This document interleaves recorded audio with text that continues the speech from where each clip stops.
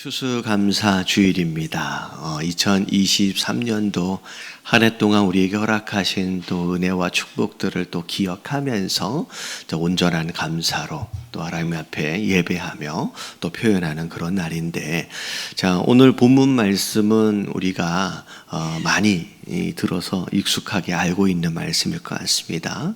자, 오늘 말씀을 통하여서 감사가 과연 우리 신앙생활에 어떤 의미가 있는지 한번 또 돌아보시고 또 진정한 감사, 온전한 감사를 하나님 앞에 드릴 수 있는 저와 여러분들 되시길 주님의 이름으로 축원합니다. 자, 오늘 이 말씀을 통하여 첫 번째 주시는 메시지가 뭘까? 1번을 같이 읽어보겠습니다. 시작. 하나님의 뜻은 거창한 성과에 있지 않다.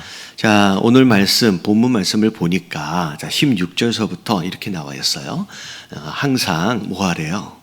기뻐하래요. 쉬지 말고 뭐 하라고요? 기도하래요. 범사에 또 감사하래요. 근데 오늘 말씀을 뒤를 보니까 이것이 그리스도 예수 안에서 너희를 향하신 무엇이다고요? 하나님의 뜻이다라고 말씀하고 계십니다. 자, 우리가 일반적으로 생각할 때 하나님의 뜻이 뭘까? 뜻이 뭘까? 오늘 본문 말씀을 보니까 기뻐하는 게 하나님의 뜻이래요. 그리고 기도하는 게 하나님의 뜻이고요. 그리고 감사하는 게 하나님의 뜻이다라고 이야기를 하고 계십니다. 하나님의 뜻하면 우리가 일반적으로 이렇게 되게 거창한 것을 생각을 하게 돼요. 이렇게 거창하고 근사한 어떤 결과물, 성과물, 뭐 이런 것들을 생각을 하게 되어지거든요. 근데 자, 오늘 말씀을 보니까 뭐 대단한 결과물도 아니고 성과물도 아니고 그냥 뭐 하라고 말씀하시냐면 기뻐하고 기도하고 감사하고 그게 내 뜻이야 라고 이제 말씀하고 계시는 거예요. 전에도 그런 말씀을 드린 적이 있어요. 우리가 성공에 대하여 이 성과주의적 사고방식을 버려야 한다라고 말씀을 드린 적이 있습니다. 자, 성과주의적 사고방식을 버려야 한다. 이게 무슨 의미냐? 전에 그런 예를 들어드린 적이 있어요. 예수님께서 복음서에 보면 여러 지역들을 다니시면서 많은 사역들을 하시는데 예수님께서 어디를 방문하셨냐면 본인이 태어나서 자라셨던 고향 땅을 방문하십니다. 자, 고향 땅에 예수님이 방문을 하셨을 때 무슨 일이 벌어져요? 다른 지역에서는 예수님의 어떤 그런 가르치심과 더불어서 기적과 이적들도 많이 나타나고 예수님을 믿고 따르는 무리들이 많이 있었잖아요. 근데 유독 이 고향 땅에 방문하셨을 때만큼은 이 분위기가 달랐습니다. 고향 땅 안에서의 그 사람들이 예수님을 어떻게 합니까? 믿고 따르기보다는 오히려 대적하고 배척하고 예수님을 공격하려는 그런 분위기가 이렇게 나타났었어요. 근데 우리가 잘 생각해 보자고요. 예수님은 하나님의 아들이세요. 하나님이란 뜻이에요. 다시 말하면 예수님이 고향 땅에 가셨을 때 고향 땅에 있는 사람들이 예수님을 배척할지를 아셨을까요? 모르셨을까요? 예수님 하나님의 아들이시잖아요. 예수님 모르시지 않아요. 고향 땅에 갔을 때 그들이 예수님을 공격하고 배척할지 예수님이 아셨을까 모르셨을까? 아셨을 겁니다. 아셨을 겁니다. 근데 왜 그들이 배척할 걸 알면서도 왜 가셨을까? 그 질문과 더불어 우리가 좀 생각해 볼 필요가 있는 게 뭐냐면 과연 배척하는 그 상황이라고 한다면 결국은 예수님이 도망치듯 떠날 수밖에 없었거든요. 근데 그렇게 마무리되어진 예수님의 고향 땅 사역, 여러분 이건 실패예요? 성공이에요? 여러분 우리 눈으로 볼 때는 실패처럼 보이잖아요.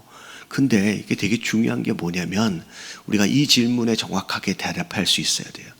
왜 예수님께서 고향 땅에 있는 사람들이 예수님을 배척할지 알매도 불구하고 왜 가셨을까?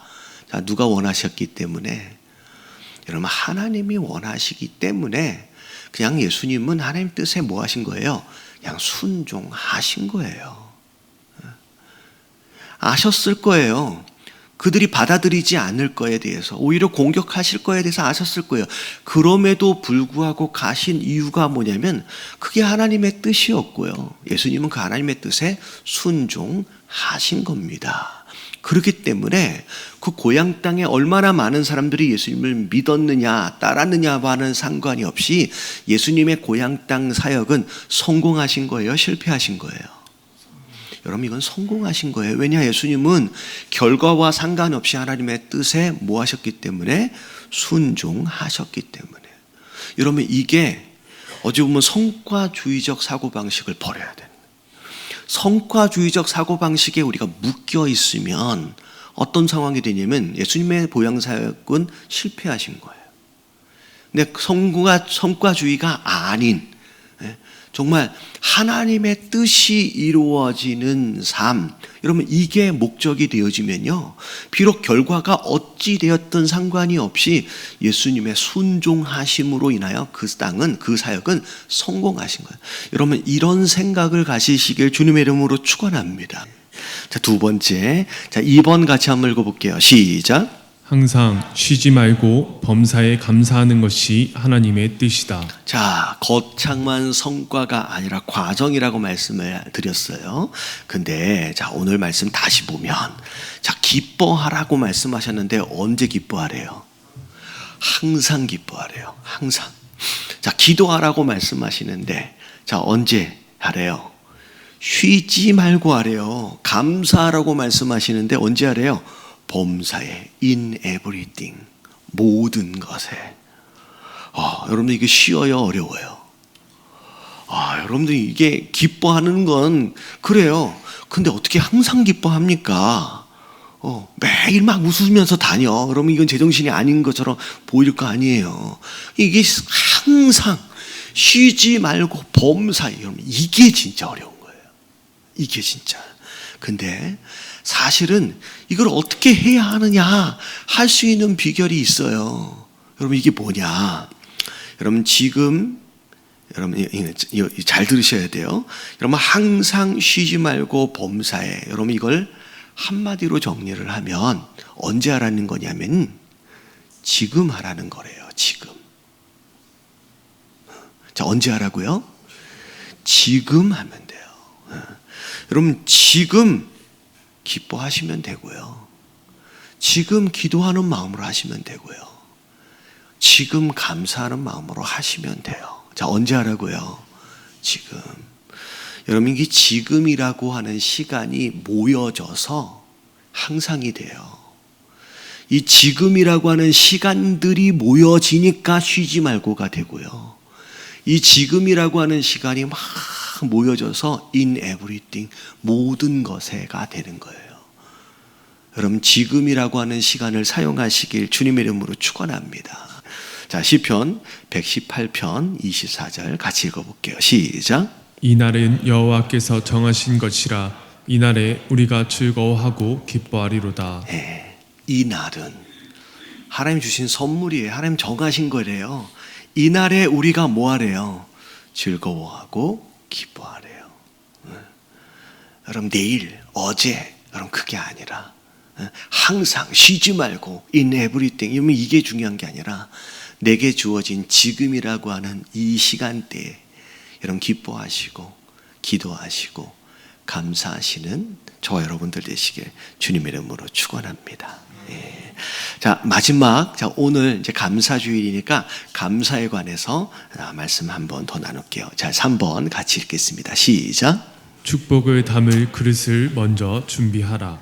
자, 성경 하나님의 말씀. 여러분 성경은요 하나님 아버지의 마음입니다. 예. 어떻게 보면 수학 공식처럼 이러면 이렇게 되고 저러면 저렇게 되고, 여러분 그런 공식도 아니고요. 어떻게 보면 다른 종교에서 말하고 있는 경전도 아니고요. 여러분 이 성경은 하나님 아버지의 마음이에요. 아버지의 마음. 이 성경을 아버지의 마음으로 이해하잖아요. 그러면 자녀 되어진 우리가 어떻게 해야 하는지가 보여요. 그렇잖아요. 우리가 자녀들을 키우면서 부모의 입장에서 자녀를 보면요, 자녀가 잘 됐으면 좋겠어요. 그게 부모가 자녀들을 사랑하는 마음이잖아요. 그러면 성경은 그 사랑하는 마음이 담겨 있는 것이 성경인 줄로 믿습니다. 그래서 자, 마태복음 7장 11절 말씀 같이 한번 읽어볼게요. 시작. 너희가 악한 자라도 좋은 것으로 자식에게 줄 줄 알거든 하물며 하늘에 계신 너희 아버지께서 구하는 자에게 좋은 것으로 주시지 않겠느냐. 죄인 되어진 우리 인생이라고 할지라도 악한 자라도 어떻게 해서든 자기 자식에게는 뭘 주고 싶은 거예요? 좋은 것 주고 싶은 것이 부모의 마음이라는 거예요. 근데 하물며 하늘에 계신 거룩하신 하나님 너희 아버지가 구하는 자에게 좋은 것을 주려 하시지 않겠느냐. 부모 되어진 자들은 자녀들에게 좋은 것을 주려고 애를 쓰는 거예요. 근데 이제 말씀을 보면 자 이런 게 있어요. 이런 말씀들 저런 말씀들 주면서 여기에 순종하면 너희가 복을 받고 여기에 순종하지 아니하면 너희가 벌을 받을 것이다. 뭐 저주를 받을 것이다. 그런 말씀들이 구약에 굉장히 많이 나오잖아요. 조건부처럼. 아니면 축복 주시면 되지. 아니 뭐 자녀라며 주시고 싶으시다며 좋은 거 주시고 싶으시다며 그냥 주면 되지. 왜 굳이 꼭 이걸 해야만 주고 안 하면 또 벌 주고 왜 이런 식으로 하실까? 옆에 계신 분들에게 인사 좀 해주세요. 우리를 괴롭히려고 하시는 것이 아닙니다. 시작. 네. 그렇잖아요. 아버지라며 좋은 거 주시고 싶으시다며 그냥 주시면 되지 뭘 꼭 순종해야만 주고 순종하지 않으면 뭐 벌레래죠. 그럼 우리가 이해해야 돼요. 왜 하나님이 순종할 때 그에 합당한 복들을 주시는지 이해를 하셔야 되는 게 뭐냐면 제가 요즘에 이제 브랜든 이야기를 종종 합니다. 왜냐하면 브랜든이 얼마 전에 생일이었어요. 그래서 생일 선물로 뭘 받았냐면 핸드폰을 받았어요. 제가 쓰던 거를 이렇게 이름만 바꿔가지고 이제 그것도 그 전화번호도 누가 쓰던 거냐면 에밀리가 또 쓰던 거야. 그래가지고 에밀리가 쓰던 번호를 이제 자기 이름으로 바꿔줬어요. 그리고 제가 쓰던 핸드폰을 이제 망가진 게 없어가지고 그대로 이제 줬거든요. 근데 제가 이제 브랜드한테 이제 핸드폰을 이제 만들어 주면서 규칙을 정해줬어. 자, 올해까지는 전화번호도 딱 4개만 입력을 해줬어요. 할머니, 아빠, 엄마, 그리고 누나 거.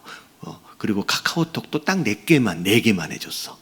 그리고 나서 그 중간에 이제 쓸 수 있는 앱도 딱 정해줬어요. 노트 써야 되고, 노트 이렇게 그림 그리고 뭐 이렇게 할 때, 이제 할 때, 웹 서칭, 서칭 할 때도 딱 30분 이하. 그리고 핸드폰은 아빠 방에 놓고 가서 자는 거예요. 그러니까 이게 정해줬어요. 그러면 일반적으로 이렇게 생각할 때, 그냥 마음껏 쓰게 해주면 좋잖아요. 근데 왜 이렇게 불편하게 이것도 못하게 하고 이것도 못하게 하고. 그래서 제가 얘기한 게 뭐냐면, 이 연말까지 이걸 잘 지키면, 그러면 내년에 쓸 수 있는 앱이 더 늘어나고, 쓸 수 있는 시간도 늘어나고. 제가 이렇게 정해줬어요. 그래서 네가 얼마나 순종하는지를 보고 내년에 네가 핸드폰을 어떻게 쓰는지가 결정이 된다라고 얘기해 주니까 알았다고 이렇게 하는 거예요. 근데 그러면 이게 제가 브랜든을 불편하고 힘들게 만들려고 이렇게 하는 걸까요? 여기 애들은 아무도 대답을 안 하는데 제가 이렇게 이 앱도 쓰면 안 돼, 여기까지만 써야 돼 라고 이렇게 제가 막 하는 게 브랜든을 힘들고 괴롭히려고 하는 게 아니에요. 왜냐하면 요즘에는 이 휴대폰 자체가, 핸드폰 자체가 중독되어져서 스스로도 컨트롤이 못하는 그런 상황까지를 가버리잖아요. 이 아이들뿐만 아니라 어른들도 마찬가지인 거예요. 그래서 저는 그런 거예요. 이걸 휴대폰을 만들어 주면서 이 휴대폰이 이 아이에게 유익이 될 수 있도록을 위하여 스스로 자제하고 절제할 수 있는 능력을 하나씩 만들어주고 싶은 거예요. 다시 말하면 기껏 마련해 준 휴대폰이 이 아이에게 독이 되면 안 되고 뭐가 됐으면 좋겠는 거예요. 유익이 됐으면 좋겠는 거예요. 할렐루야. 여러분, 이게 하나님 마음이에요. 다 주시고 싶어요. 마음껏 누리게끔 하고 싶어요. 근데 주신 그 무엇인가가 내게 독이 되어 중독되어 버려요. 그래서 아무것도 못 해버려요. 이러면 안 되잖아요. 잘 되기 위해서 주신 것이 우리에게 유익이 될 수 있게끔을 위해서 주신 것이 여러분 순종이라는 거예요. 그것을 할 수 있는 능력이 하나씩 하나씩 생겨가면서 이젠 나는 공부해야 되고 이제 나는 그만해야 되고 할 수 있는 절제력과 자제력을 가질 수 있게끔 만들어주면서 가는 것이 여러분 아버지의 마음이고 그게 하나님의 마음인 줄로 믿습니다. 그냥 다 줘버리면 망가질지 뻔한데 그냥 주시면 그건 사랑이 아니더라는 거예요. 순종하면 내가 이만큼을 줄게 라고 계약처럼 하시는 말씀이 아니라 내가 주려고 하는 그 복이 너에게 유익이 됐으면 좋겠다라고 하는 마음에, 그래서 신앙적으로 보면 여러분 순종은 축복을 담아내는 뭐가 된다고요? 그릇입니다. 내가 순종함으로 인하여 하나님이 나에게 주신 복이 내게 유익이 될 수 있도록을 위해서 하나님이 순종을 통하여 그릇을 준비해 가고 가시는 과정이라는 거예요. 내가 이렇게 하고 싶고 내가 저렇게 하고 싶고 자기 주장이 아니라 하나님의 뜻에 순종하는 것을 통하여서 우리에게 허락하실 축복들을 잘 받아내고, 그리고 그 축복이 내게 유익이 될 수 있는 저와 여러분들 되시길 주님의 이름으로 축원합니다. 그런 거예요. 그게 결국은 우리가 그 축복을 받아내는 그게 되는 거예요. 그릇이 되는 거예요. 그런 가운데 중요한 건 뭐냐면 그릇을 준비하되 이왕이면 좀 어떤 그릇을 갖고 싶어요? 여러분 좀 큰 그릇이었으면 좋겠잖아요. 좀 더 큰 그릇. 그러니까 이게 보면 더 받아낼 수 있으려면, 근데 여러분 순종이 축복을 받아내는 그릇이라고 한다면 이 그릇의 사이즈를 넓혀가는 것이 뭘 것 같아요? 여러분 눈치가 있으면 오늘 무슨 주일이에요? 감사주일이잖아요. 감사는 그 축복을 담아내는 그릇을 넓혀가는 굉장히 중요한 지혜예요. 자, 좀 설명을 또 해드릴게요. 브랜든이 지금 잘하고 있어요. 그래서 이 12월 31일까지 네가 아빠 말하는 대로 순종을 잘해야 돼. 그러면 내가 1월 1일서부터 그렇게 뭐 해줄 거야 라고 얘기했을 때, 그럴 때 브랜든이 다른 애들은 다 하는데 왜 나만 어쩌고 저쩌고 투덜투덜 그러면 어떻게 될 것 같아요? 투덜투덜 거리면 1월 1일 날 약속한 거 딱 거기까지만 해주고 끝나.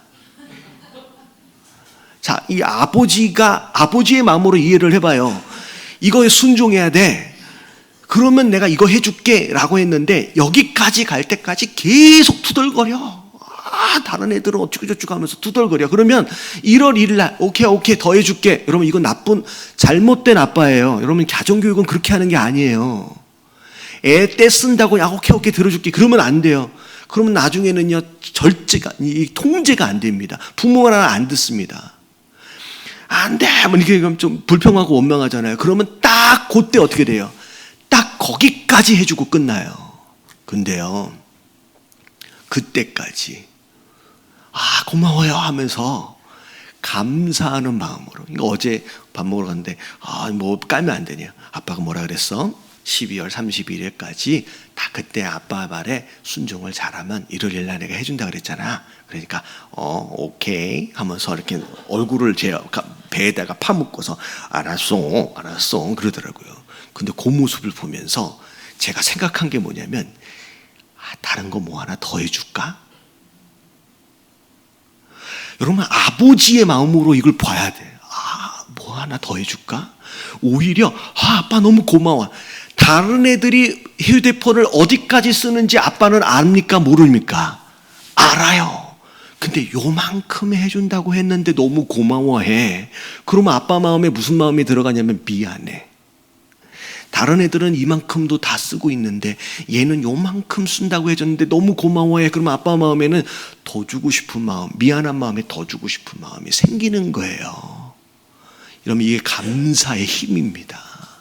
감사하면 하나님이 요만큼 주겠다고 결정을 해놓고서도 순종을 너무 감사하는 마음으로 막 잘해. 그러면 되게 미안한 마음이 들어서라도 더 주고 싶은 거예요. 여러분, 감사는 여러분 그릇의 사이즈를 뭐 하는 거라고요?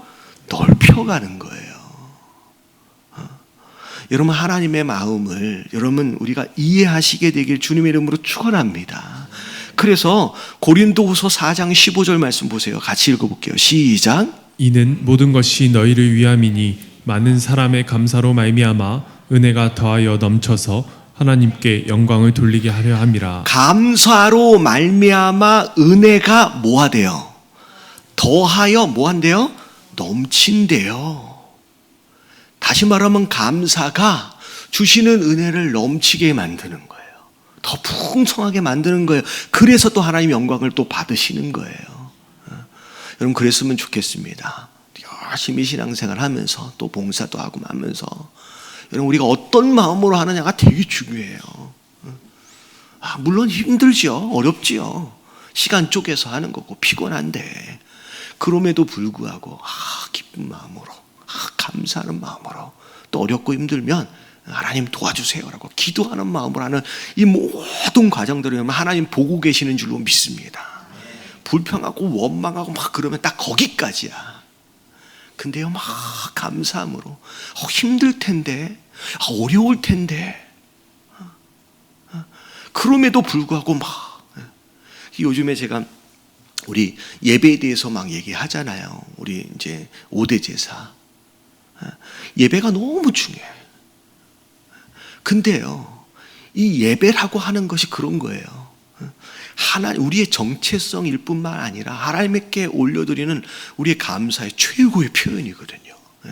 근데 이 예배를 어떻게 드리느냐.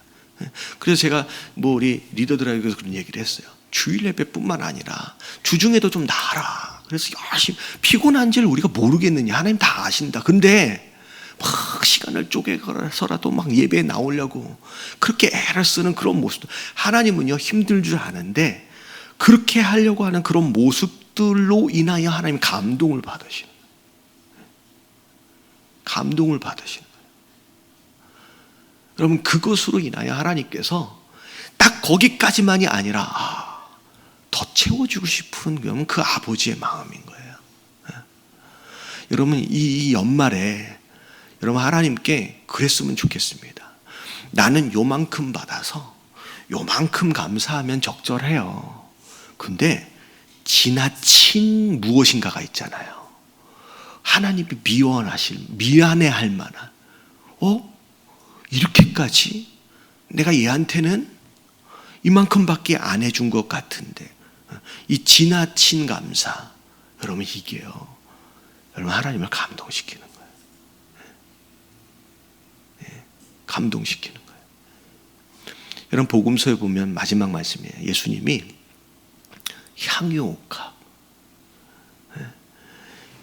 여인이 와가지고 향유옥합을 깨트려서 다 쏟아서 드리는 거예요. 여러분, 이건 적절한 표현이 아니잖아요.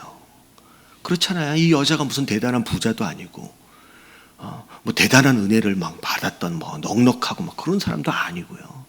근데 이건 너무 지나친 거 아닌가? 근데요, 여러분, 지나침이 감동을 줘요. 막 기쁜 마음으로, 감사하는 마음으로 그렇게 하나님 앞에 그 감사를 표현하심으로 말미암아 감동 받으시는 그 하나님이 줄 거 더 없을까라고 찾으실 만한 여러분 그 축복을 누리시는 저와 여러분들 되시길 주님의 이름으로 축원합니다.